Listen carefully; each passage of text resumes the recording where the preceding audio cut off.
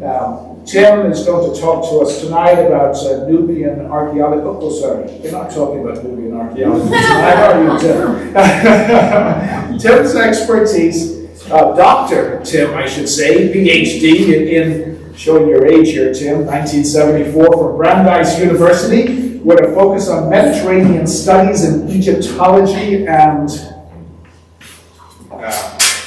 Aristology? Assyriology. Ancient Near Eastern, ancient Mesopotamian studies. Just what I was going to say. And when you were at the Museum of Fine Arts, you were associate curator of the Department of Egyptian and Ancient Near Eastern Art, and best known for the archaeological work that you've been working on for the better part of 35 years plus in Sudan. All your life in Sudan. So he is not talking about this tonight. What he is talking about tonight is this awesome painting, which we're going to, we've already unveiled. And also, I want to thank you for the members of the collection committee for the great lithograph of the Fitzhenry Lane, which will be on display downstairs. A gorgeous lithograph. This is where you want to take your collection from a C to a B or a B to an A. We had a good one. It was a B. Tim has given us this great colorized litho Fitzhenry Lane, and you'll see that on display. It's an A-. It's an A. It's still an A. I almost consider it an A version. And so, thanks very much for donating this to the collection. Perhaps a round of applause prior to.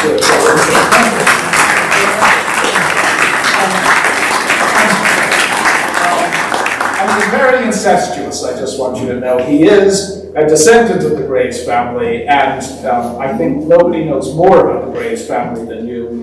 He's going to talk to us for the next 3 hours about this. So, Dr. Kendall, the microphone is all yours.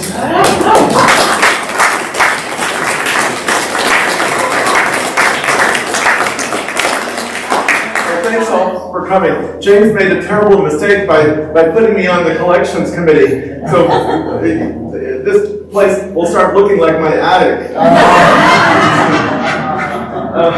So it's your living room, I want to. Well, so the subject of my talk tonight is this painting. It's a picture of the Newburyport ship Huguenot. I think that's how they pronounced it. We can say Huguenot, but I think they said Huguenot. Being struck by lightning at sea, June 12, 1846. It's a very rare subject for a marine painting, and we think it might be the only one of two, but I think one of you thought there was another, so it's pretty rare. There's another, the only other one I know is in the Peabody Essex Museum, and it's pretty primitive. It's not quite as high style as this. So about 60 years ago, this picture quite captured my interest. At the time, I was in my late teens and had developed a rather precocious enthusiasm for family history, and I had just learned that the captain named in the painting, Alexander Graves, had been my maternal grandmother's great uncle.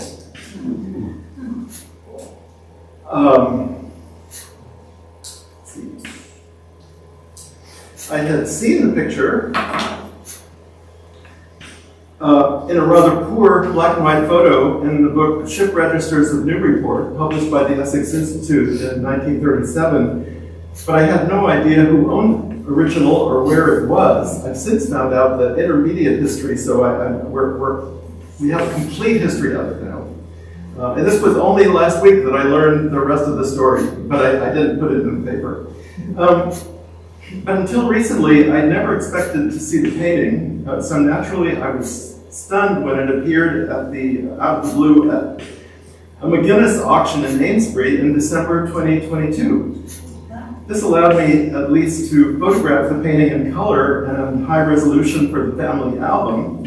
But amazingly, I was also able to buy the picture as the top bidder, thinking always in the back of my mind that now that I'm reaching the age when I have to downsize, I donate it to the Custom House. Long before the painting appeared at the auction, however, I'd already begun to piece together its story. Of course, the incident of the lightning strike gave it a special interest all by itself. But when one puts this painting together with all the documentation relating to it, it becomes a vehicle for a remarkable piece of Newburyport social history, which gives it a value far beyond that of a mere piece of two-dimensional art. So I thought, as I turned the picture over to the Custom House, I would present the story. Before launching into my talk, I would like to thank the people at the Phillips Library staff of the Essex Museum storage facility out in Raleigh for making available to me all the relevant papers and photographs that they have from the Hale and Graves family archives, and for allowing me to photograph whatever I needed for this show. Well, as a lecturer, I ought to have a drink, but I'll take a drink of wine.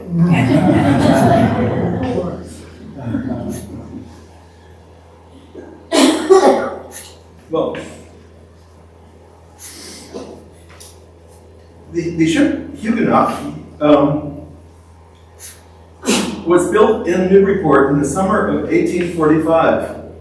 She was a large vessel for the time, nearly 1,000 tons, 166 feet long at the waterline, 35 feet wide, and 17.5 feet deep.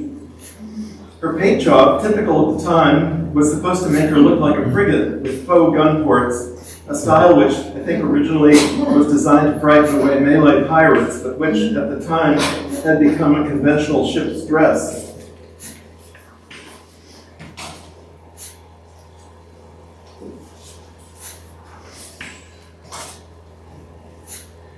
The Huguenot was first registered in Newburyport on October 13, 1845, and then was quickly re-registered in New York, which became her home port, since that was where her principal owners lived and had their offices.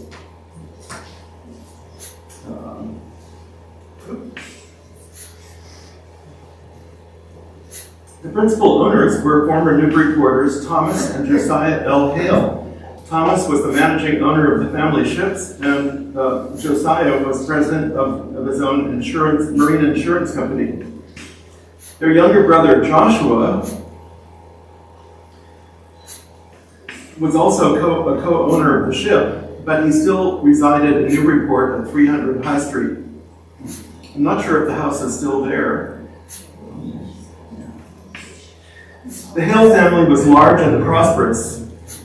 There were 10 siblings in this generation, 7 brothers and 3 sisters.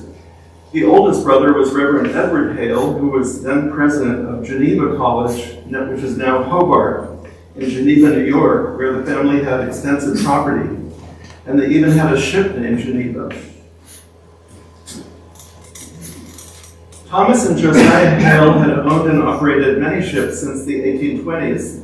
And Joshua, as the kid brother, had served as one of their captains since 1837, when he was 23 years old. In other words, in 1846, he had been almost continually at sea, with short vacations, for 9 years, and he was pretty tired of that life. In History of the Newburyport Marine Society, he summarized his career this way. The ship Geneva was built in 1837, and I took charge of her and was in her until 1843, when we built the ship Pacific. And in 1844, I took command of her and was in her until 1846. Then I took the new ship Huguenot and was in her for only a few months when my family was sick, and I gave up going to sea for the time, which proved to be all time. The first master of the Huguenot was Captain Samuel Goodhue, who took the new ship on her maiden voyage. On October 15th, he sailed her from Newburyport to New York. Then on November 1st, he took her from New York to New Orleans, arriving after about 10 days. Then, after loading a cargo of cotton, he sailed from New Orleans to Liverpool and arrived December 6th and discharged his cargo.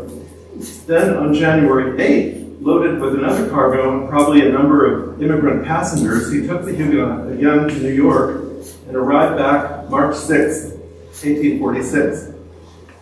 At that point, once the cargo was unloaded, Goodhue relinquished command of the ship and turned her over to Captain Joshua Hale, who came down from Newburyport on March 20th, ready to repeat the same voyage.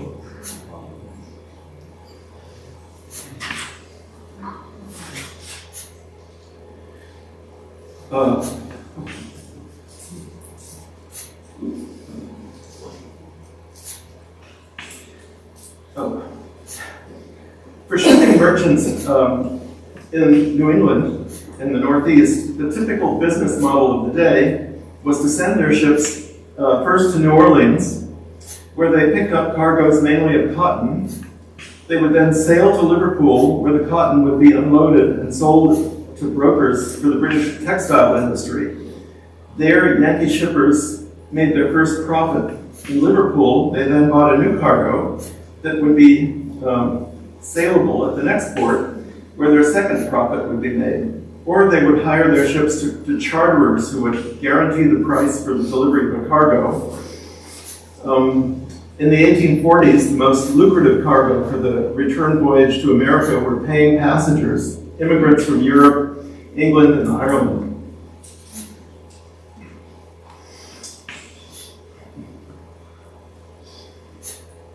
In 1846, shipmasters did not yet commonly take their wives to sea with them, mainly because most ships up to that time were much smaller than the new ships like the Huguenot.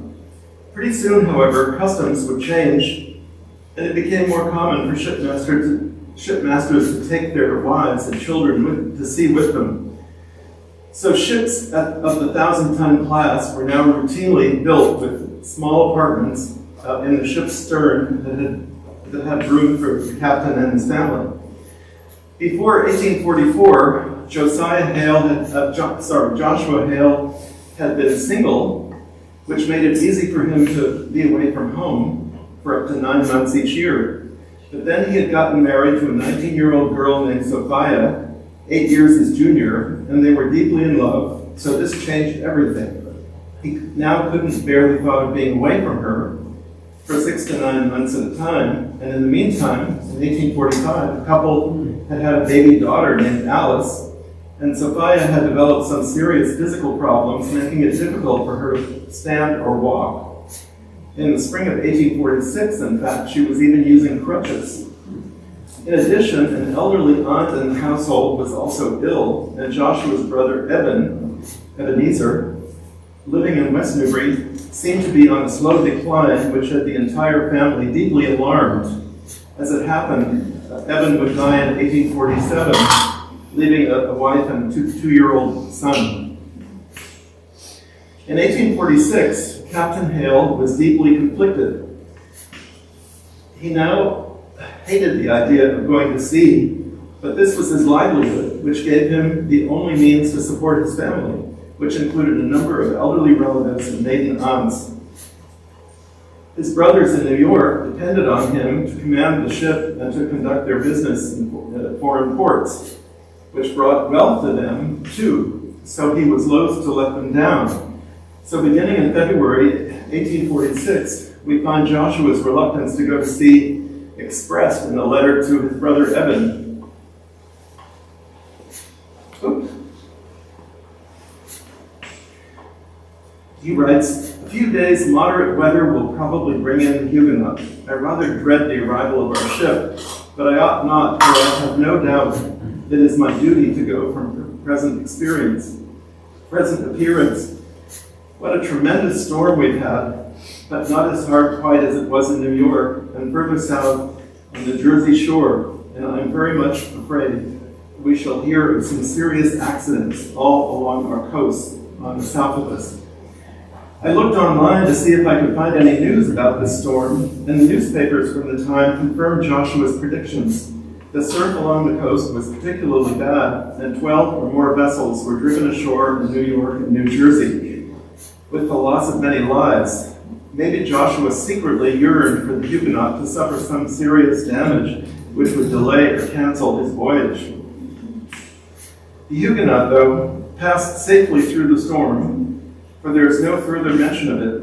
She arrived in New York on March 6, 1846, Captain Goodhue remained with the ship while the cargo was unloaded, and then waited for Captain Hale to come down from Newburyport to relieve him, which he did on March 20th. Joshua then wrote to Sophia describing his trip down from Boston to New York, which offers a fascinating glimpse into the state of the American public transportation system at the time. First, he took the train from Newburyport to Boston. Trains had been running this route since 1835, and the Newburyport station on Washington Street had been completed in 1840. Do any of you remember it? I mean, the old station, not the original one, but just the fact that there was a station there. I can remember it as a little kid. He then went to the Boston and Worcester Railroad Depot and left his baggage there. He briefly visited relatives in town, and then at 3:30 p.m., according to the printed schedule, which is up on the screen, he left. He went to catch the train for New York via Worcester, Providence, and so forth. In the 1840s, trains looked something like this, with small locomotives lacking cabs for the engineers, with passenger cars neither heated nor lighted. Even in late March, it must have been a very cold journey and tedious, for there were, since trains stopped at every station along the way.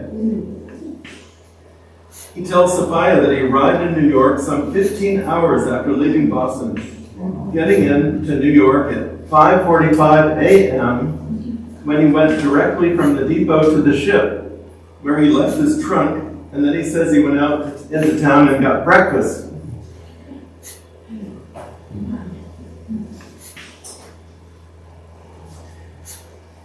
Joshua and his wife sent long letters to each other every 1 or 2 days, and most of them were carefully preserved and ended up, I think I jumped the slide here, wait a second, look at that.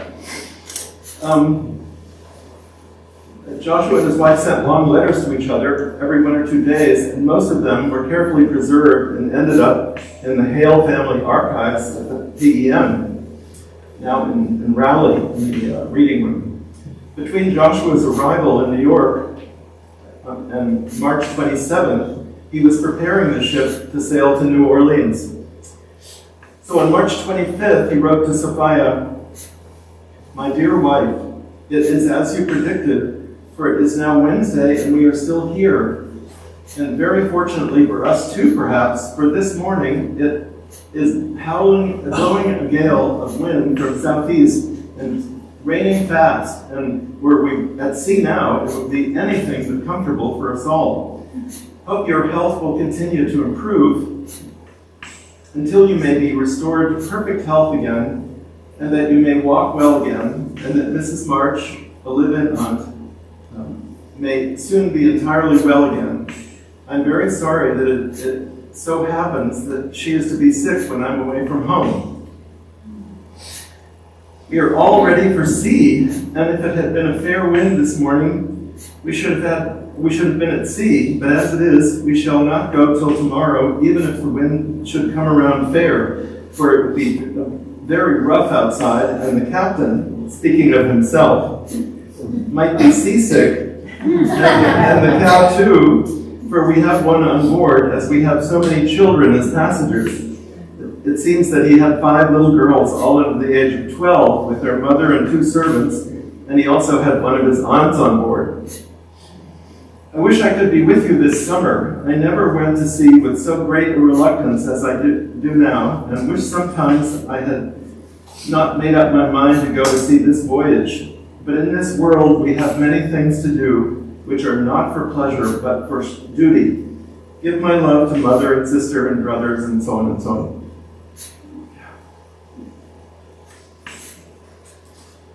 On Friday, March 27th, the ship departed New York for the outer harbor. A steamer towed the ship to Sandy Hook, where she anchored for the night, and his brother Thomas followed the ship in the steamer. The next morning, the Huguenot set a course for New Orleans, where she arrived 11 days later on April 7th.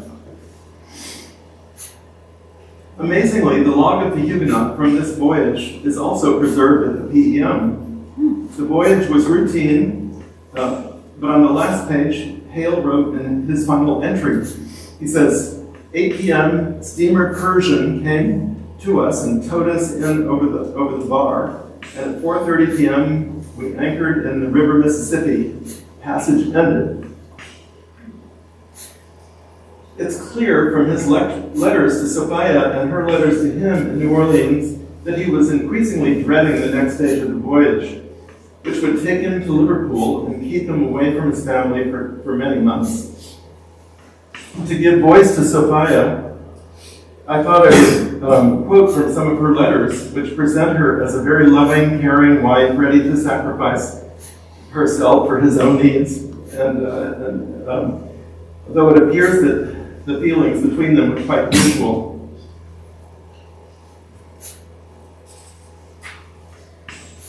My very dear husband, words are incapable of expressing the joy I experienced at the reception of your affectionate letter this morning, informing me of your safe and speedy passage to New Orleans. I had just seen your arrival reported in the Herald, that's the Newburyport Herald, and was very sorry that I did not know of it before I sent my last letter. I feel that we have great cause for gratitude and thankfulness that you have been thus far favored and with pleasant weather and a speedy passage and safe arrival in your destined port. I hope you will continue to be prospered and succeed in securing a good freight, and will not be obliged to remain long in New Orleans.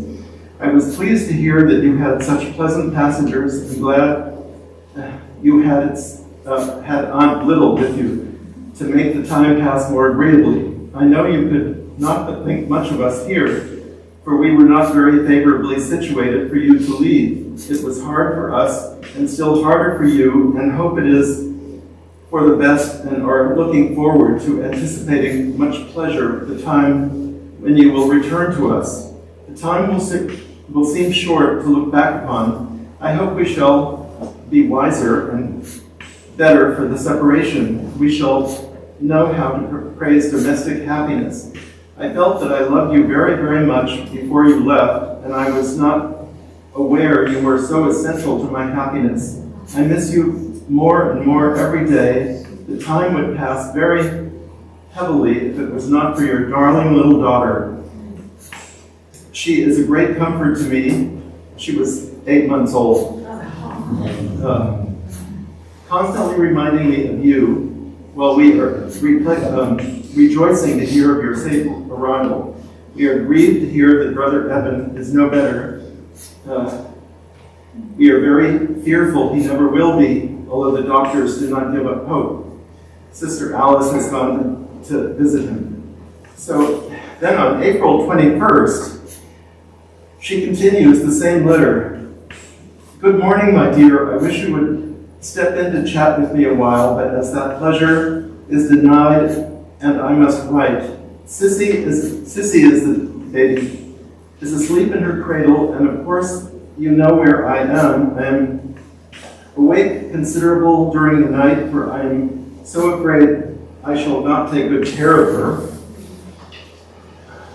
She did not wake up until nearly 4:30, and then she laid and played, talked and kicked her feet until I was all dressed and ready to take her up. I think of you frequently in the night and wish you were by my side. If I could accompany you, I should feel more reconciled to your going to sea. But as it is very hard for you and for me too. I hope you will find pleasant acquaintances in New Orleans. Well, you get the idea.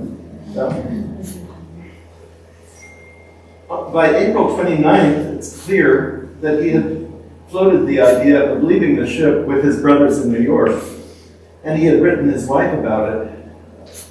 This was the age-old dilemma of the mariner, and all over Newburyport, families were dealing with the same crisis.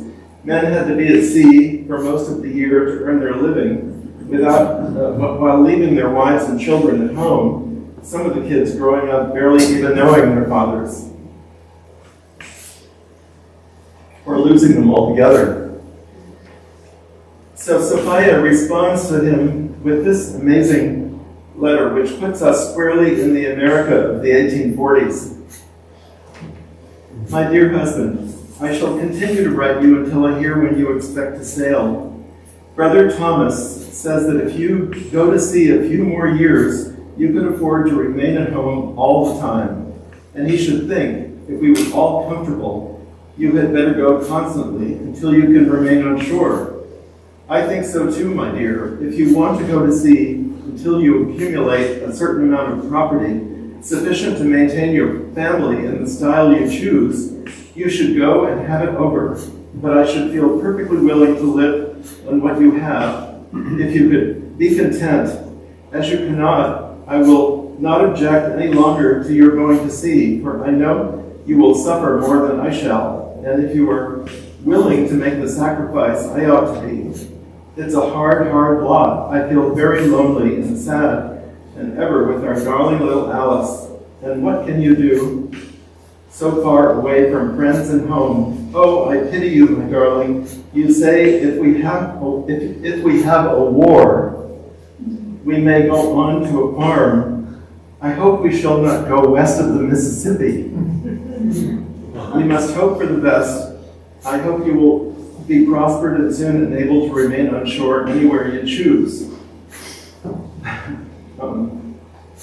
One more. I've got to read one more. On May 4th, she wrote of the impossibility of traveling with him at the moment. My dear husband, you must not wish that I could accompany you or feel sorry that I am not with you when you visit other captains with their wives. You must recollect that you have a dear little girl at home that prevents my going with you. I feel that it is almost wishing dear little Sissy away when I wish that I could go to sea with you. I hope you have flowers in your cabin and that look as nice as any of the captain's ships. So you can, this is the woman's touch, putting flowers in the captain's cabin. So, oh, how long the time seems. I wonder if it seems so long to you. I hope not, my dear. Every moment seems an age. I hope you will write me on your passage to Europe and send a package of letters home when you arrive. Well, these letters, I think, simply cracked him. Finally, on May 7th, he simply gave up the idea of continuing the voyage and tendered his resignation. He wrote his letters from New Orleans and proposed to turn over the ship to his first mate, Alexander Graves, who was then 23. And he wrote to his, here's what I was going to do. Here's a picture of Sissy in the Hale family photograph album, which is in the Peabody Essex. So there's the family. And here is Alexander Graves. So he writes to his brothers, 10 a.m. Friday, I'm almost disengaged about going to sea, and if you were willing, I had rather send Mr. Graves than go myself. He was George Lunt's mate, and also formerly Captain Graves of Ship Caravan, and he's a very good man and would be glad to go for $70 per month. I think he would suit well. I hope the ship will be loaded in 15 days. Still, I think it will take longer than that. I lose all confidence in myself and want to quit going to sea at once. Your affectionate brother, Joshua Hale. So, there must have been a letter from his brothers approving Joshua's request. It's clear that Thomas, his older brother, was reluctant to let him leave and really disapproved of it. But his brother Josiah was willing to have Graves take over the ship. And we know this because Graves named his second son, both of his sons died in infancy, but he named his second son Josiah after the man who gave him his first command. So, on May 29th, probably in his cabin at Huguenot, Captain Hale sat down with Graves and carefully went over with him all the duties of the shipmaster, leaving a remarkable document detailing the captain's responsibilities. Hale must have written 3 copies of this, one for Graves, one for his brothers in New York, which he sent them, and one for himself, marked copy, which is the one in the file at the PEM. It's far too long to read, 3.5 pages of tiny, neat handwriting, but I'll read the introduction and summarize the rest to give you a flavor. Here's what it looks like. You are now assuming new duties and taking new trusts on yourself, and it therefore becomes you to be prudent and wary in all your transactions, so as to do nothing prejudicial to the interests of your owners. And be very careful of your own reputation, for you are still young and have yet a character to establish as a first-rate shipmaster, which I have confidence you will soon do. Among the many things that should be studied and deeply thought of are some which are the more common occurrences, and I will mention a few of them. Among the chief points he makes are a captain cannot deviate from the agreed-on voyage, except in the case of an emergency. On arrival in Liverpool, he's supposed to call upon his consignee, and that individual will attend to the custom house duties. You will then register the ship's papers and submit a list of the crew at the consul's office. You will then have an official survey of the cargo and report any damaged goods. You will follow the instructions of the owners according to their letters, but if there are no letters, you must always do what is best for their interests.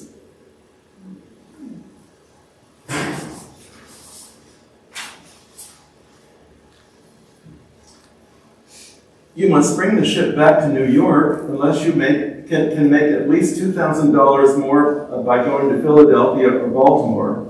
If you charter the ship, don't agree to carry a cargo with a weight that exceeds the draft of 17 feet when added to the existing weight of all the regular ship's supplies. Deposit your money in Baring Brothers Bank in the Hale account. Pay all bills as well as yourself and the sailors. If you bring home steerage passengers and cargo in the lower hold, make sure the ship is caulked and won't leak. And then send letters to the owners at every opportunity. Finally, he writes that you may be successful in your passages and fortunate in finding good return business requires your most artful and constant attention. May he who ruleth all things well return you safely and speedily to your native land is the sincere wish of your friend Joshua Hale. Geez, they could write that. The next day, May 30th, Joshua writes to his brothers in New York, describing the ship's cargo and informing them that the Huguenot was ready for sea. My dear brothers, we finished loading the Huguenot, having on board 2,471 bales of cotton, 2,112 barrels of flour, about 2,500 bushels of wheat, and 5,200 staves. We should have started the ship this evening if we could have got this cleared at the custom house, but as we could not, we must wait until Monday. I don't know which way I may go home. It will depend on whether I find company or not. Well, right before I leave here, I guess I shall go to St. Louis and Galena, Illinois. Love to you both.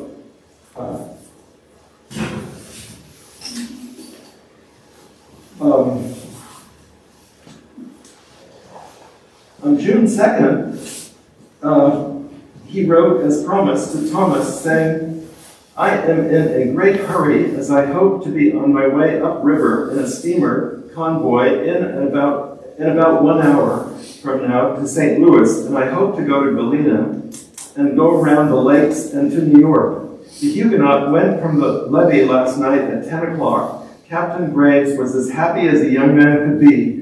I enclose to you what I wrote him, so you can see it and write him.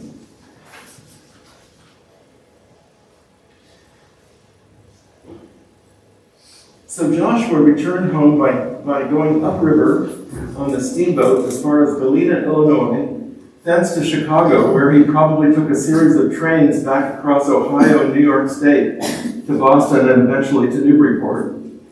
Alexander Graves, now thrilled at being master of his first ship and graduating into that elite group of sea captains which ensured his social respect and economic success back home, took the Huguenot around Florida, then between it and Grand Bahama Island, and set course for Liverpool. 10 days into the voyage, probably about 300 miles off the Georgia coast, Graves found himself in the middle of an electrical storm, and the ship was struck on the mainmast by lightning. The charge passed down below decks and set the cotton on fire. Because the bales were so tightly packed under the deck, the crew could not get at the source of the fire and put it out. Now, with the cotton slowly burning, Graves had no choice but to steer for the nearest port, which was Savannah, and after 4 days they reached the outer port facilities. On the arrival at the mouth of the Savannah River, the smoldering ship made its distress known, and the firefighting apparatus, called the engines in the letters, were dispatched and managed to extinguish the fire. A hole had to be cut in the ship's deck, and 50 or 60 burned bales were taken out and thrown overboard. It was found that her 3.5-inch deck had been nearly burned through in several places. Unfortunately for us, Graves' first report to Thomas Hale describing the incident is missing from the file, but the newspaper accounts of the day give some of the particulars.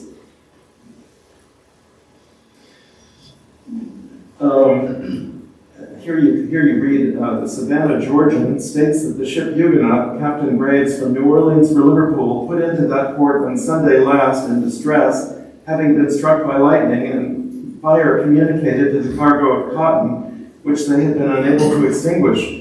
The fire had been subdued, but the cargo, consisting of so many bales of cotton, flour, and staves, is partly damaged or destroyed, and the vessel supposed to be greatly injured.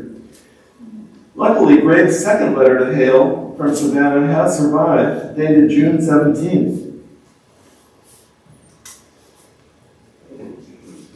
He writes, "Dear Sir, I wrote yesterday informing you of my arrival here and the particulars of our disaster, since which I had had a survey on the ship done, and I'm happy to state that their conclusions are very favorable for the ship. They said that the only repairs necessary to be made on the ship in Savannah will be one new something, I couldn't read it, and about 20 feet of new deck. I had the lower hatches surveyed and found the cotton under them to be in good order. It will not be necessary to discharge any of the cotton that is in the hold. The repairs of the ship will be temporary and will be finished by the time the replacement cotton is stowed, which is up at town.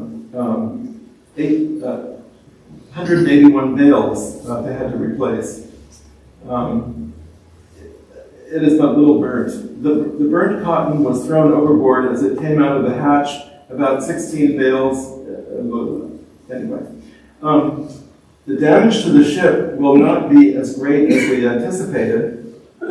One of the main beams is burnt away about 2/3. The something is all gone. The something well burnt away on one side. The mainmast is burnt some, and it is not materially injured. 2 of the fore and aft somethings attached to the beams are badly burnt, but and the deck is burnt through within 1/2 inch in many places. I have a lighter, that is a small discharging boat, going down this afternoon with part of the cotton. I'm in hopes to get the ship to sea by next Saturday.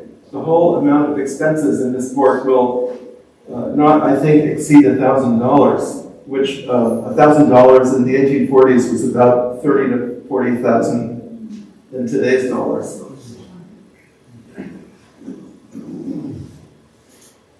In the Hale papers, there's an undated letter from Thomas in New York to his brother Benjamin, then in the spa town of Sharon Springs, New York.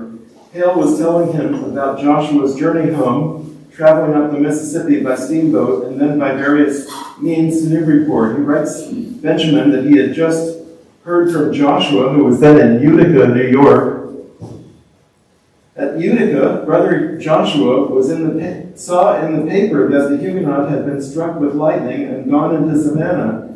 The damage not so great as was feared. The escape was very narrow. I suppose another 24 hours and the flames would have burnt through and the ship would have been lost. The young captain managed very well. Oddly, we don't hear anything more about the Huguenot in the files until we come to some letters written from Joshua in New York to his wife, dated mid and late October 1846. These make clear that the ship had spent the summer in Liverpool, having arrived there probably in early July. She then had sailed from Liverpool in early September and arrived back in New York on October 3rd. The letters also reveal that the ship had not yet been permanently repaired since the fire in June. So obviously the owners wanted the permanent repairs made in New York under their own watchful eyes. Upon notification of the ship's arrival, Joshua, again, prepared to leave Sophia in Newburyport and go to New York to work with Captain Graves to oversee the ship's repairs. On October 15th, he writes her that he had arrived in New York just before a tremendous rainstorm and was staying in Brooklyn at his brother Josiah's. He writes, "On board the ship, we are at work discharging cargo, but so far slowly. Soon we shall get so we can work faster. The ship will have to be repaired, and how long that will take, I don't know. Captain Graves will want nearly all of next week, and I shall have to remain here as long certainly."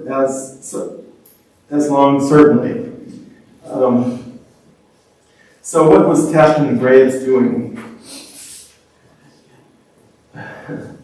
And then the next letter explains, "I am sorry that the business of the ship requires my attention just now. Captain Graves leaves this afternoon to go on to get married, and will return, I suppose, the day after his marriage, Tuesday, and if so, he will be here on Friday morning. And if business," that he got married on Tuesday, and he was speculating that he'd return Friday.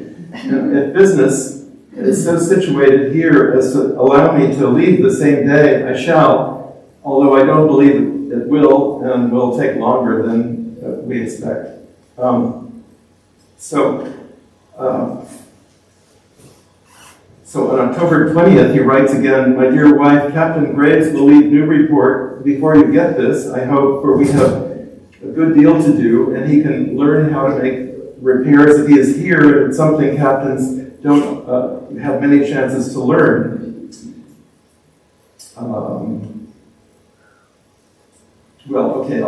I'll skip over this. So we learn by these letters that Alexander Graves arrived in New York with the Huguenot on October 3rd, 1846.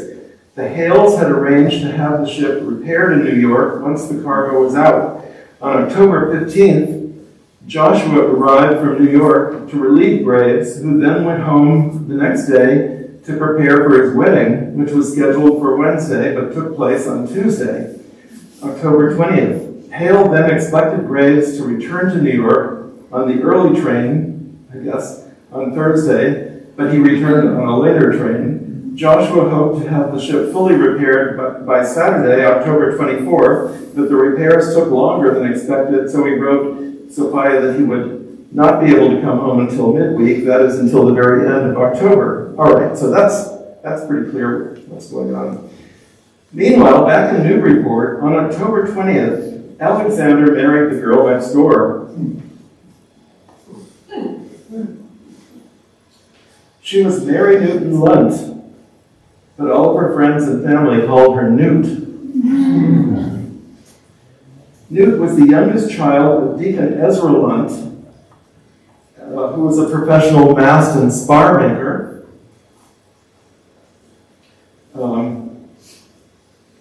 Whose shop was called Titcomb and Lunt. Newt's older brother, William, was already a shipmaster, and her older sister, Elizabeth, was married to another shipmaster, Henry Cook.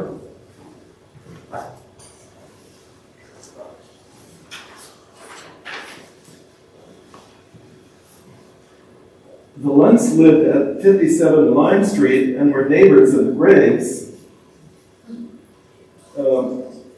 Captain and Mrs. William Graves, who lived one block south at 32 Milk Street. We can assume that Alex and Newt had grown up together. She was 25 and he was 24. The wedding took place in the First Presbyterian Church at Newburyport, Reverend Jonathan Stearns presiding.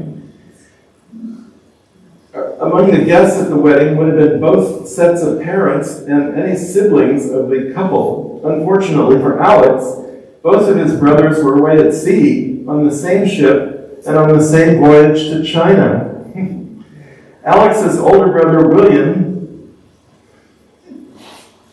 age 35, was then captain of the Salem ship Thomas Perkins, and his younger brother Edward, age 17, had signed on as a member of the crew, getting his first sea legs.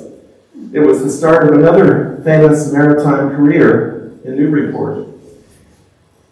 In the Graves family papers, which are also partially preserved at the BEM, there is this amazing letter written by Alexander's sister Ellen, who was then 13 years old. And she was writing this letter to her brother William, who was on his way to China. He'd been back from the Far East on home leave from May to July, but he was now back at sea and probably wouldn't get the letter for 3 more months and wouldn't return home until the following summer. So the letter starts like this: October 10th, 1846. Dear William, I suppose you have heard all the news from Mary, that is William's fiancée, but I thought I must write you to let you know how much obliged to you I was for the bracelet you sent me. You could not have sent me anything that would have been more acceptable. Father, Mother, and I were going to Amesbury to spend the day. I wore the bracelet on my arm, but when we got there, I missed the bracelet. We rode back about a mile, but couldn't find it. Father advertised it, and in about a week it was sent to me. It had my name on it, so I do not know as I ever should have found it. And then she says, Captain Cook, that's Henry Cook, and Captain Lunt, that's William Lunt, Newt's brother, have been home. They made rather a shorter visit than you did. Captain Lunt said that he was very sorry that you had gone, for he had not seen you for a number of years. They arrived in New York in 34 days. I assume the 2 captains were on board the same ship, or maybe they were in separate ships. And then she says, the ship lost her main topgallant mast and split her main topsail in the equinoctial gale of the 19th. He has sent home by George Graves a picture of the Huguenot struck by lightning. We expect him home Wednesday. I wish you and Edward were at home to go to the wedding. It will be next week, I expect. Your affectionate sister, Ellen.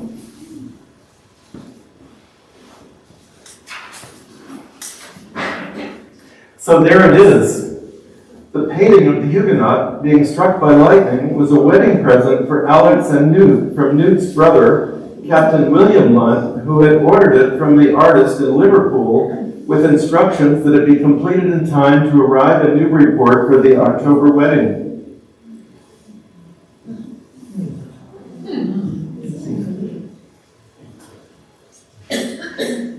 Although the painting is not signed, the style and technical accuracy of the rendering of the ship seems to indicate the hand of Samuel Walters, 1811 to 1882, who was one of the most famous of the Liverpool marine painters.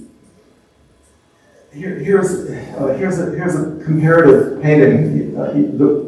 He's known to have done the one on the right, so it's a pretty good match.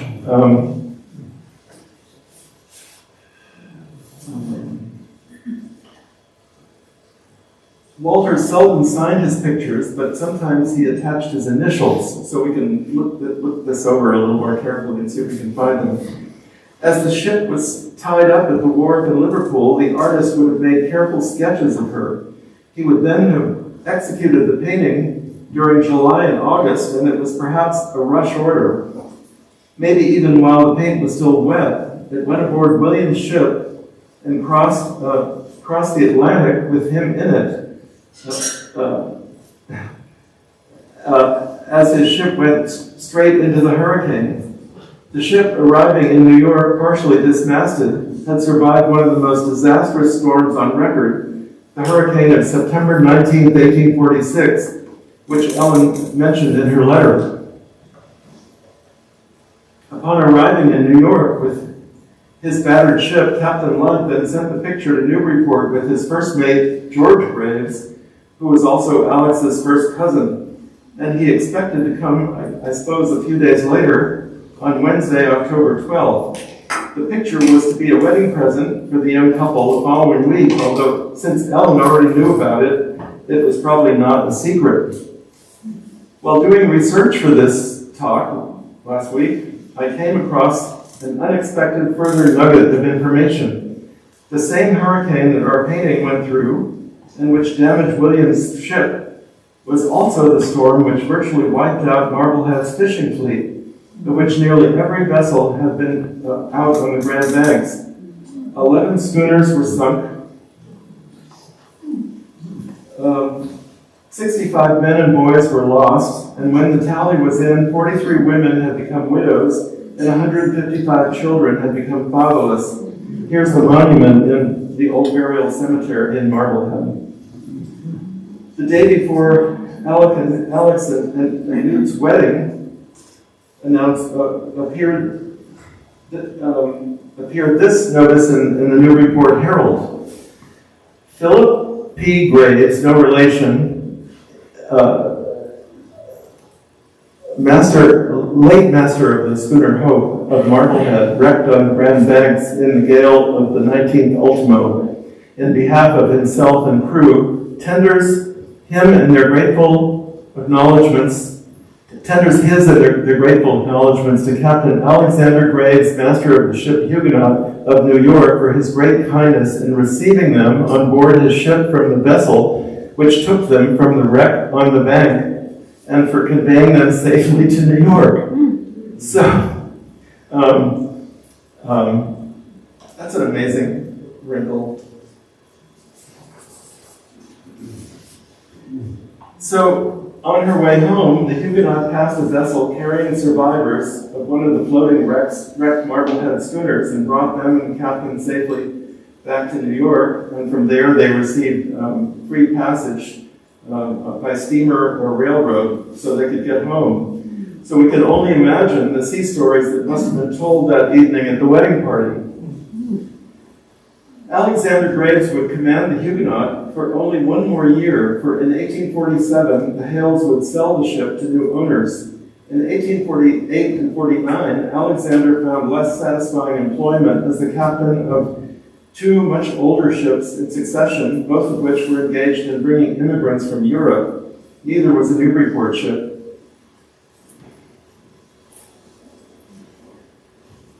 During the very same period, 1847-48, Alex's brother, William, would return from China with a small fortune, which would be the financial equivalent of about $800,000 in today's money, would marry his own first cousin, Mary Pike, start building a house at 56 High Street, and with the rest of his money, go in with 6 other investors in town and order a new ship from the Currier Yards.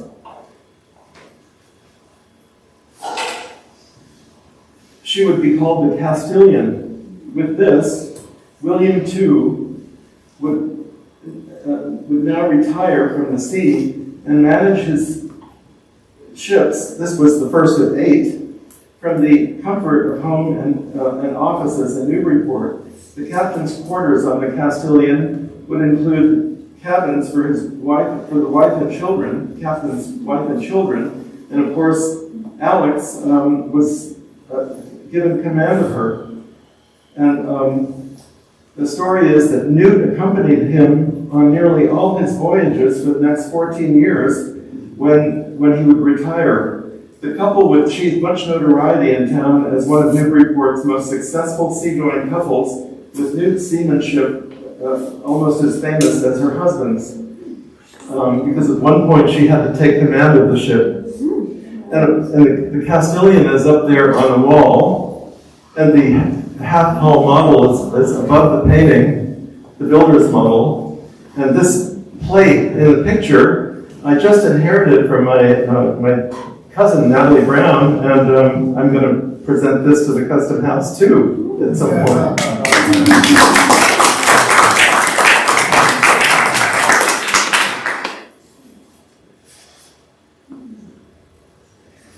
But so anyway, the careers of Alexander and Newt can be the subject of another lecture some other time.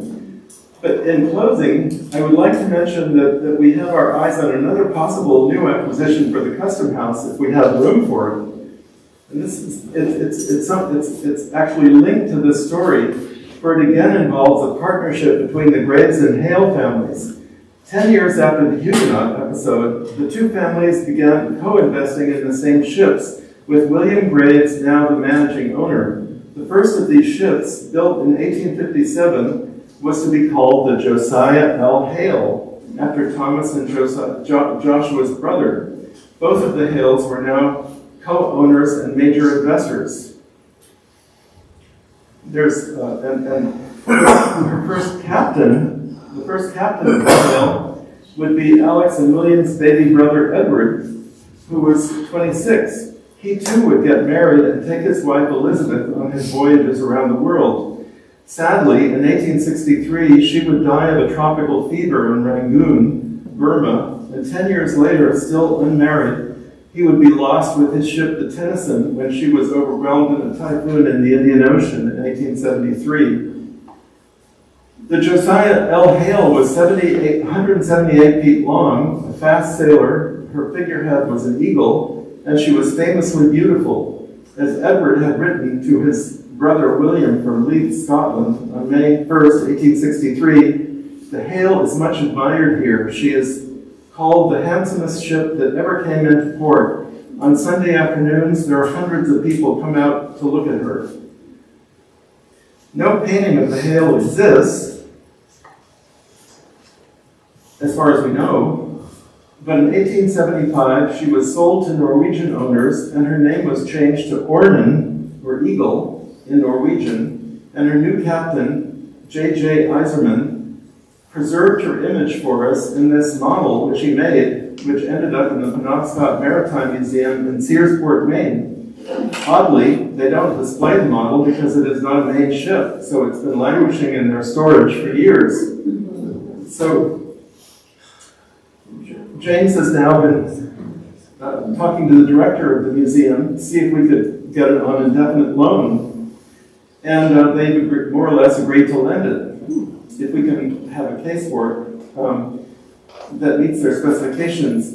So you can see that it's a superb model in perfect condition, and it would be a stellar addition to the collection, but where will we put it? So anyway, thanks for putting up with this very long, verbose talk. I hope it was understandable.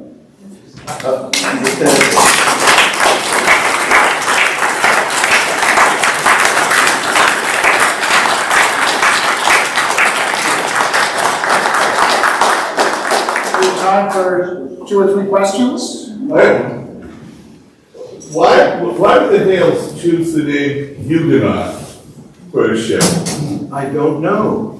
Why would they name the ship Castilian? I don't know. We don't have haven't found the documentation yet. Is there a connection between Huguenots and Newburyport? Well, I mean, a Huguenot was a French immigrant, a Protestant immigrant. And I think that the Huguenots were refugees, Protestant refugees from France in the early 18th century. And they came, I think Mr. Faneuil Hall was a Huguenot. So, yeah, but the answer is I don't know. There was a Huguenot church up off of Kendall Street near the old South Presbyterian Church. In here? In Newburyport? It's a subject to be researched. Yeah. Yes? Why are the colors in the actual painting different from what was shown on the slide? Oh, it's just photographic. Way photographed. Yeah. Anybody else? Yeah? Do you know the resting places of Captain Hale and his wife? What? Their burial I site. forgot to put in my hearing aid. Oh, sorry, do you know the burial site of Captain Hale and his wife? Where they've been buried? The burial place for. Oh, the burial place. Yes. I suspect that they are buried in the Belleville Cemetery, which is because their house was way down High Street. So I think they're down by the Dunkin' Donuts. Or what?